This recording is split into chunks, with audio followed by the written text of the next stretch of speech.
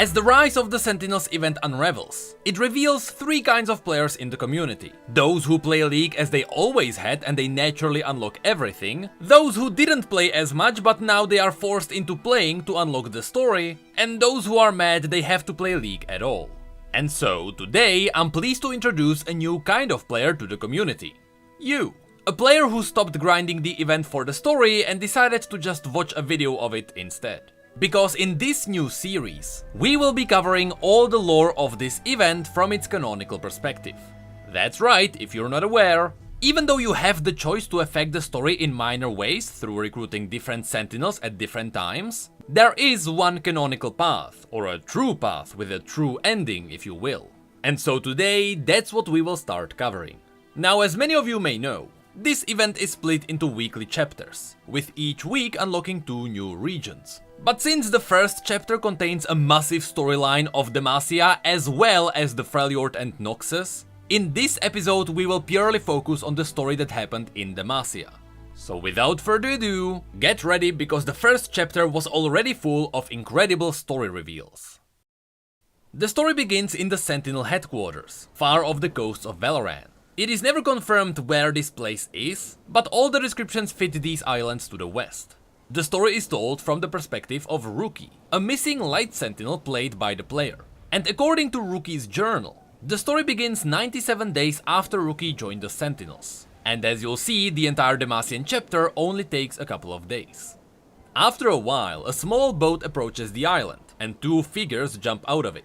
Of course, these 2 are Lucian and Senna. The 2 traveled here in hopes they would find more help in the Sentinel headquarters. But not only did they find Rookie standing there alone, the headquarters themselves were in a really bad shape.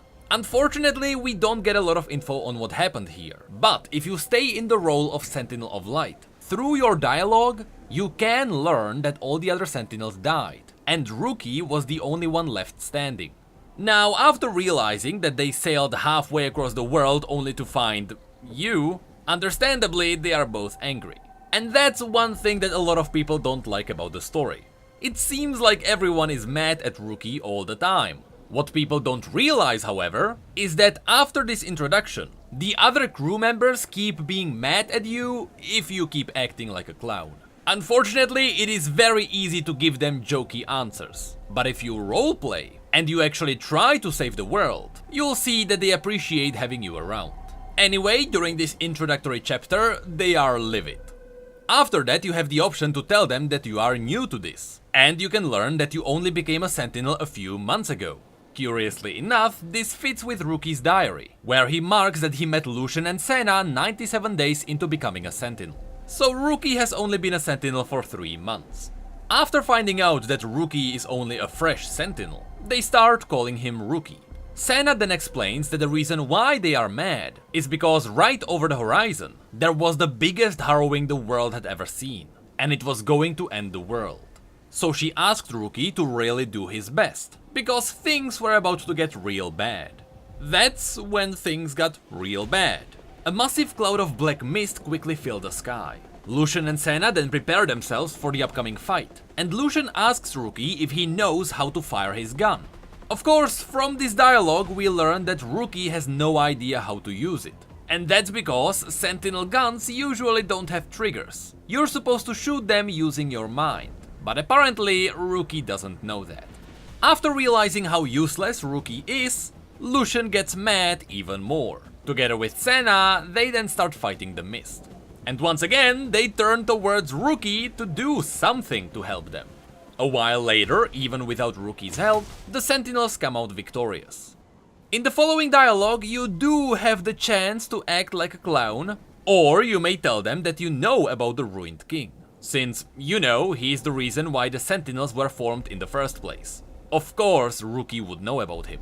Either way, this makes Lucian and Senna happy. Rookie at least knows what's going on. The 2 then explain to Rookie that they have a history with Viego, and Senna briefly remembers the moment he ripped Isolde out of her body. This confirms that this story is happening in the far most present day. This made Lucian concerned, and Senna explains she can't get used to the fact that Isolde's gone. Whenever Senna was in danger, she was with her to comfort her. But this time, when Senna fired her gun, There was no one to calm her nerves. After Rookie asks who she's been talking about, Senna explains that Isolde was the queen of Camavor. But funnily enough, you can also act dumb. Ask if she lost her friend. And this gives you an extra dialogue, where Lucian keeps telling Rookie that Isolde was nobody and that we should forget about it, while Senna gets even more mad, because Isolde was actually really important. Either way, Senna then has a bit of a depressive moment, and so Lucian tells her that she still has him, and Rookie now. But that didn't really help, as Senna went further down her depression. Finally, Lucian makes her snap out of it by telling her that at least she's alive. But Senna tells him back that she only survived because Isolde protected her inside Thresh's lantern.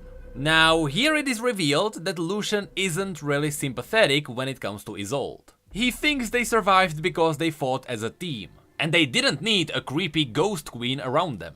But then, right about when Senna was going to explain what Isolde meant to her, in the distance, another wraith approached. But that wraith was fighting other wraiths. And in fact, it turned out to be a girl with massive scissors, which we know as Gwen. After defeating her opponents, Gwen approaches the main group and apologizes for the noises she caused. A bit stunned by what he witnessed, Lucian asked who is she, and Gwen immediately introduced herself as Gwen, a person who likes to sew things. Senna then pointed out that she looked more like she was fighting than sewing. But Gwen answered that the world was but a fabric, and the black mist was its frayed seams. So she stitched them up. This surprised Lucian. The wraiths of the black mist could only be killed by sentinel weapons. And yet, somehow, Gwen was able to do it even without them. But all Gwen said back was, "A needle and a thread to bind the undead. The hallowed seamstress is here to assist, good sentinels." Senna then pointed out that her needles and scissors behave just like the relic weapons. But on top of that, Senna could feel something strange about Gwen, something odd but familiar. As Lucian and Senna stood there, confused, they asked Rookie about his opinion on the matter. If you tell them you don't like Gwen, Lucian tells you that you're just scared, and that you should get ready to see more than just giant scissors. If you tell them you like Gwen, Senna tells you that she agrees to keep Gwen around. As long as she's snipping wraiths in half, that's all they were looking for. Either way, Gwen joins the team. And to celebrate the new friendship, Gwen told everyone to get ready to kill even more wraiths, who were now approaching from the shores. The thing is, there were too many of them, and Lucian and Senna didn't think they could defeat so many. Fortunately, Gwen was able to call upon her hallowed mist, which hit everyone from the side of the black mist. Inside the hallowed mist, Lucian and Senna couldn't believe what was happening. They were in pure hallowed mist, the only thing the harrowing couldn't touch. Then, after the wraiths moved past them, the Sentinels rushed into the headquarters. Inside, they found out the headquarters were truly in a horrible state. Rookie then told them that they are out of supplies too, and so the group started to cozy the place up a bit. The next day, they would try to repair the ship and sail out for the mist. Moments later, Rookie found an old stone tablet in the back room, which started flickering with magical glow. Suddenly, a magical projection revealed a new figure. It was a Buru Sentinel, who called the headquarters from his Serpent Isles base. Somehow, Lucian is surprised to see this projection, which means that in his years of being a Light Sentinel, he has never seen anyone use this kind of magic. The Buru Sentinel then repeated that he's calling from the Serpent Isles base, and he had activated their communication portal. The Sentinel then confirms that the harrowing has spread everywhere, and they've been following its progress on the World Stone, which is the name of the tablet with the map. The Sentinel then continues about how this harrowing behaves differently from what they had seen before. The mist moved quickly, with purpose, covering entire continents overnight. The Serpent Isles were safe for now, but it was only a matter of time. Gwen then asked if he knows where the Ruined King is, and he confirmed that tracking him down wouldn't be as simple. Viego can travel through the mist in a blink of an eye, moving across the world at will. The Sentinel then urged the group to immediately start fighting the Black Mist, and with Demacia being the nearest region, it would be the best place to start. This kinda indirectly confirms that the headquarters are on the Western Islands. Lucian then pointed out that it would take months to get there by ship, but the Sentinel revealed that their order has many more secrets than what Lucian knows about. After telling Lucian to touch the map, the entire crew got illuminated. It turned out, the map was enchanted, and it could transport the Sentinels between their hidden bases around Runeterra. With this magic, they had to visit every region and cleanse it from Viego's influence. And along the way, it would be a good idea to recruit more Sentinels. After finally getting a clear goal and a destination, Senna was eager to start right away. And she even tried to encourage Rookie to prepare himself for the adventure. But Lucian interrupted her, saying that Rookie wouldn't be coming with them. They were saving the world after all, so he would only slow them down. Unfortunately for Lucian though, the Sentinel pointed out one more thing. The teleportation magic could only be activated by a wayfinder, which was a device that looked like a small gun. This device could transport them from a base to base, but should they get into trouble, it could also recall them back to the headquarters. As a fun fact, while teleportation magic sounds crazy, it kinda makes sense here. The Sentinels and their devices come from the Blessed Isles, and since Rise, who was taught the magic of the Blessed Isles by his master Tyrus, can teleport, why shouldn't the Sentinels do the same? Anyway, the team then realized that the Wayfinder was the gun which Rookie held. That's why he couldn't fire it, it's because it wasn't an actual weapon. So of course, the first thing Lucian did was demand Rookie to hand it over. But the Buru Sentinel revealed that that wasn't possible. Just like the majority of the Sentinel weapons, the Wayfinder too was bound to its wielder. And so only Rookie was able to activate the teleports. So unfortunately for Lucian, Rookie had to come with them. After that, the group used the Wayfinder, and they all hopped into the hidden Sentinel base in Demacia. Interestingly enough, the visual novel even describes the Sentinel glyph in the limestone landing, which is the exact place we could see at the end of Viego's cinematic. Anyway, as the group looked around, not only did they see that the Demacian base was in ruins, they also saw the entire city of Demacia was shrouded by the black mist. This certainly wasn't the homecoming Lucian was expecting. Here, no matter what Rookie says to Lucian, Lucian snaps back, being angry once again, which is understandable since his home was being destroyed in front of his eyes. Thankfully, Senna calmed him down a little, and she pointed out that they should try to get some intel first. That's why they all went to the nearest tavern. It was called the Singing Swan. It was famous for being full of sailors and mercenaries, but when they got a closer look, they noticed the place looked empty. But since the wraiths were swarming the city around them, Senna didn't care, they had to get in. So Rookie tried knocking on the door. A woman's voice answered from inside. After the group explained that they were Sentinels, the woman pulled them all in and barred the door behind them. This is when we got to meet Vayne. Here, Vayne explained the situation. She lost most of her guards to the monsters. But what was worse, she couldn't kill a single one. They kept coming back. Senna explained that's because of her crossbow. Even if she brought the wraiths down with her silver bolts, mortal weapons couldn't kill them for good. Only sentinel weapons could do that. Vayne then goes on a bit of a rant about how she's been killing monsters for years. But eventually she understands that these were the servants of the ruined king, and that only weapons made with the relic stones could end them. Lucian even tried to convince her that they had some more sentinel weapons at their base. He could swear Vayne in and get her one of those. But Vayne answered that she's trying to kill magical creatures, not trying to become one. Still, Vayne asked if she could team up with them anyway, but Senna added that they were heading to the heart of the danger.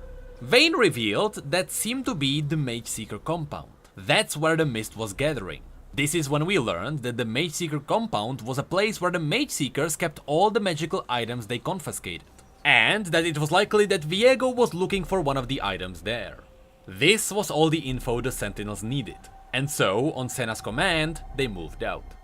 Sometime later, they arrived at the Mage Seeker compound. The place was entirely covered by the black mist, but the team rushed in anyway. And inside, they found Shyvana. Vayne immediately warned everyone that they should be careful. Shyvana was more monstrous than they had realized.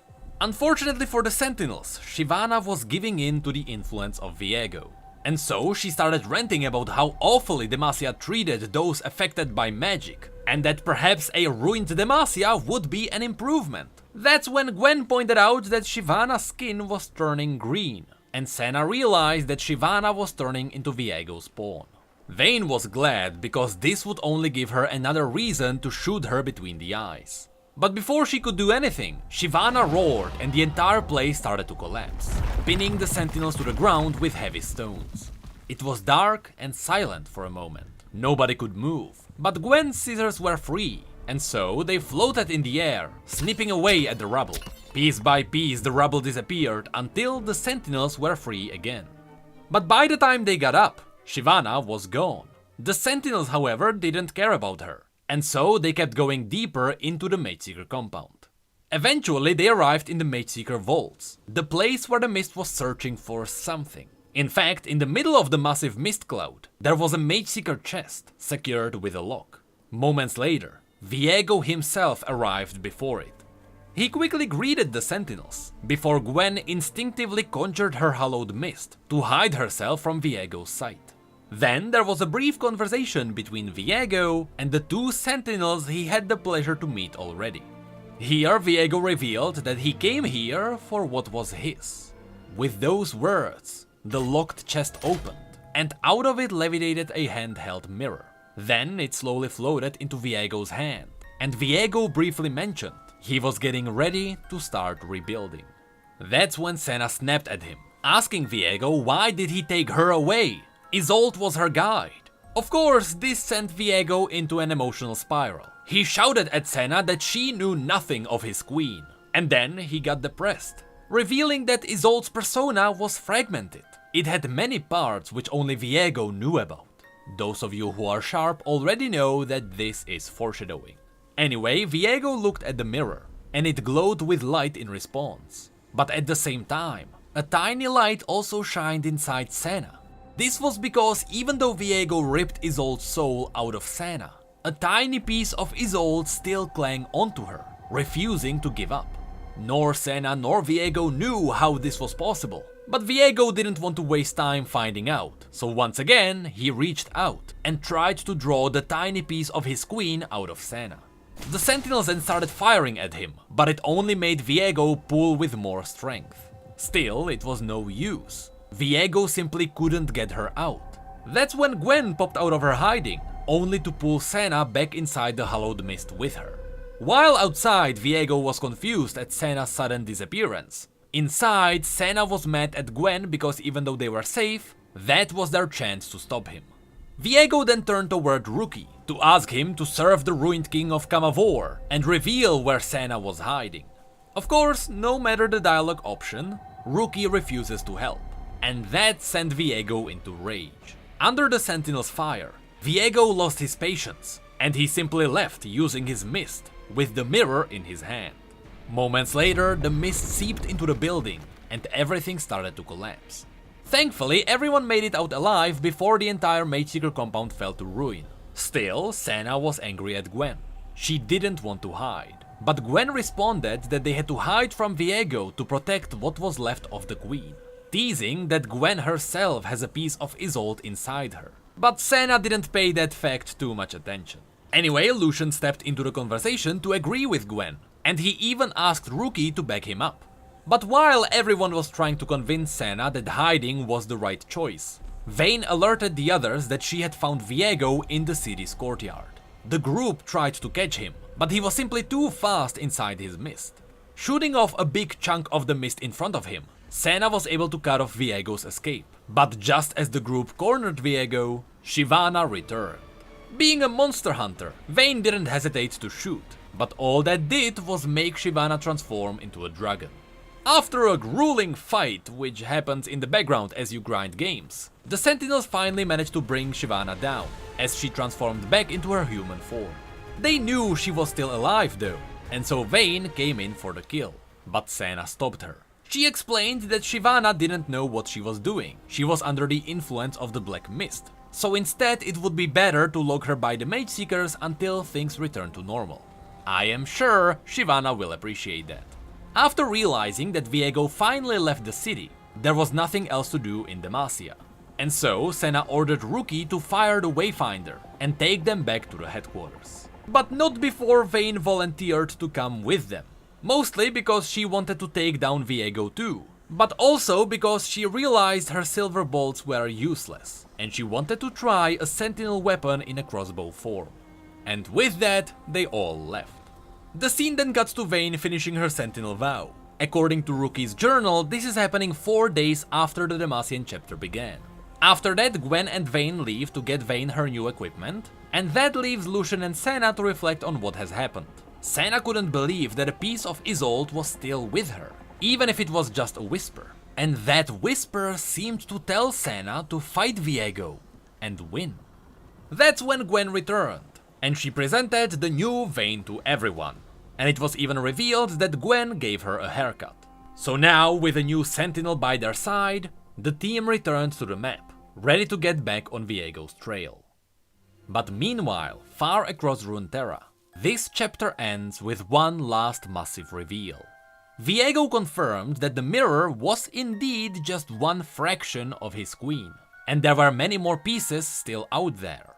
Thresh approached him, telling him that his victory was near and that he was ready to help, but Viego waved him off. He didn't need Thresh's help, not since his new advisor spread his mist all across Runeterra. And of course, this new advisor was Vex, the upcoming Yordle champion, who's helping Viego because unlike the other Yordles, she just enjoys misery. And without her help, the ruination wouldn't be even happening. However, as Viego reveled, his throne room swelled with potent black mist. And in the rear of the room, unseen by the king, Thresh siphoned the souls from the mist, with curious results.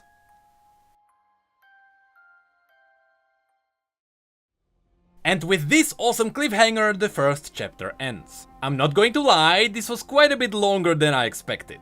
But really, the point of the first chapter was to introduce us to what was happening, and give us tiny teasers as to where this event will go next. So in summary, here's what we learned. The Sentinel headquarters are likely on the abandoned islands to the west. Viego is traveling around Runeterra to gather fragmented pieces of Isolde, one of which is inside Senna. But curiously enough, the piece inside Senna is telling her to fight Viego, which means that Isolde has some kind of a personal reason why she wants to go against him. Viego also teased that the different pieces are fragments of her persona, which means that now it is really possible for someone like Yorick to also carry a piece of Isolde with him, though in his case he was probably unlucky, and he's carrying all of Isolde's evil traits around. That could be why the Maiden of the Mist seems to be bad. And lastly, at the end, we learned that Vex is helping Viego because she doesn't like the shiny world around her. And while Viego is not looking, Thresh is draining the souls from the black mist. And this is an awesome reveal, because you see, Viego doesn't care about the souls of the dead that get absorbed by the mist. All he cares about is using the mist for transportation. He just wants to piece Isolde back together. So this gives Thresh the opportunity to take advantage of it. But from this alone, it seems like Thresh wants to be the next king of the dead. Or if not that, he just wants to revel in the ultimate torment of the world. So it seems like Thresh is using Viego's desperation to spread the mist around, so that his followers such as Hecarim can slaughter the living, and so Thresh can steal their souls. Perhaps that was Thresh's plan the entire time. That could be why Thresh was portrayed as if he was plotting something during the entire comic. And as a side effect, it seems like the souls are giving Thresh back his humanity. So I know that there are people who don't like the unbound Thresh, but by the end of this event, it seems like that skin will have a really good canon story. Who knows, maybe Thresh gets to compete with Mordekaiser.